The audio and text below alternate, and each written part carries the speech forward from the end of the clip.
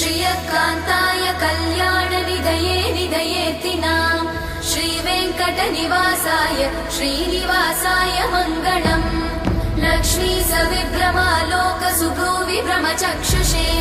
चक्षुषे सर्वलोकानां वेङ्कटेशाय मङ्गलम् श्रीवेङ्कटाद्रिशृङ्गाग्रमङ्गलाभरणाग्रये मङ्गलानां निवासाय श्रीनिवासाय मङ्गलम् सर्वावयव सौन्दर्य सम्पदा सर्वचेतसां सदा सम्मोहनायास्तु वेङ्कटेशाय मङ्गलम्